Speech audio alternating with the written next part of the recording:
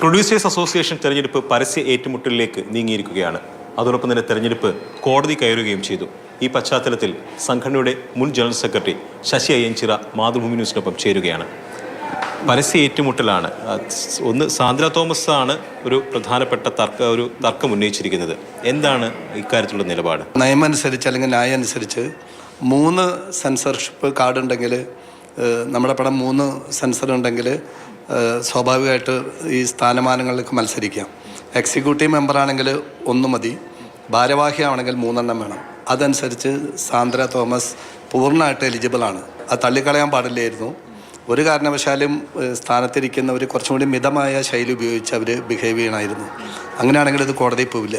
ഇതിനു മുമ്പ് ഞാനൊരു 6 വർഷം ഇരുന്നാണല്ലോ, ഞാൻ ജനറൽ സെക്രട്ടറി ആയിട്ട് ഇരുന്നുണ്ട്. അന്നൊന്നും ഇങ്ങനത്തെ പ്രശ്നങ്ങളുണ്ടായില്ല. ഞങ്ങളുടെ പ്രൊഡ്യൂസേഴ്സ് അസോസിയേഷൻ്റെ ബിൽഡിങ് വളരെ കൊച്ചി നഗരത്തിൻ്റെ ഹൃദയഭാഗത്താണ്. ആ ബിൽഡിംഗ് പണിതതിന് ശേഷം ഇപ്പോൾ ഒരു കമ്പനി രൂപീകരിച്ചേക്കാണ്. 10 പേരടങ്ങുന്ന ഒരു പ്രൈവറ്റ് ലിമിറ്റഡ് കമ്പനി. ഭാരവാഹികൾ ഉൾപ്പെട്ട 10 പേര്. ആ 10 പേര് ഇപ്പോൾ UFO, ക്യൂബ് ഒക്കെ പടം വിതരണം ചെയ്യുന്നില്ലേ? അങ്ങനെ 100-150 തിയേറ്ററിലേക്കുള്ളത് ആ കമ്പനിയാണ് ചെയ്യുന്നത്. ആ കമ്പനി ചെയ്യുന്നവരുടെ വരുമാനം മുഴുവൻ അവരാണ് എടുക്കുക. അത് പ്രൊഡ്യൂസേഴ്സ് അസോസിയേഷൻ ഇല്ല.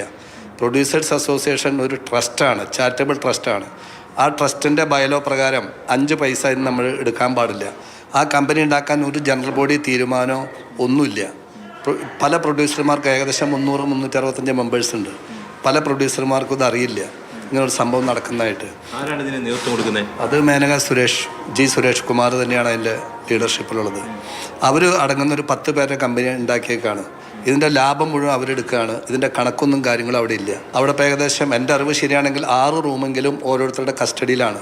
അത് ജനറൽ ബോഡി തീരുമാനപ്രകാരം ഒന്നുമല്ല. ഓരോരുത്തർ ആ റൂമിൽ വന്ന് താമസിക്കുക, അവരുടെ ഡ്രസ്സും കാര്യങ്ങളും അവിടെ വയ്ക്കുക, അത് അവർ പുറത്ത് പോകുമ്പോൾ ലോക്ക് ചെയ്ത് പോവുക. അങ്ങനെ ശരിക്കും പറഞ്ഞാൽ കയ്യേറി വെച്ചിരിക്കുകയാണ്. അതായത് ഭാരവാഹികൾക്ക് സ്വാഭാവികമായിട്ടും മുറികളുണ്ടാകില്ലേ? ഭാരവാഹികൾക്ക് മുറികളുണ്ടാവും. അവരിവിടെ വന്നു കഴിഞ്ഞാൽ ഹോട്ടലുകളിലാണ് താമസിക്കാറ്. അതുകൊണ്ടാണ് റൂം കൊടുത്തത്. ആ ഭാരവാഹി ഇവിടെ ഒരു മീറ്റിങ്ങിന് വരുമ്പോൾ ഒരു റൂം കൊടുക്കും, ആ റൂമിൽ താമസിക്കാൻ പോവാം. പക്ഷേ ഭാരവാഹി ഇവിടെ ഒരു 5-8 ദിവസം അല്ലെങ്കിൽ കഴിഞ്ഞ ഒരു മാസമായിട്ട് ഇവിടെ താമസിക്കുക, പുറത്ത് പോകുമ്പോൾ റൂം ലോക്ക് ചെയ്ത് പോകുക, അങ്ങനെ ഒരു സിസ്റ്റം നമുക്കില്ലല്ലോ. നമ്മുടെ അവിടുത്തെ ഒരു മെമ്പറായിട്ടുള്ളൊരു പ്രൊഡ്യൂസർ മോശമായിട്ട് ബിഹേവ് ചെയ്തു. അപ്പോൾ അതിനെ സംബന്ധിച്ചൊരു പരാതി അവിടുത്തെ ചേംബർ ഭാരവാഹി കൂടിയായ ഒരാൾ നമ്മുടെ സുരേഷ് കുമാറിനോട് പറയുകയും അദ്ദേഹത്തെ വിളിപ്പിക്കുകയും ഒക്കെ ഉണ്ടായി.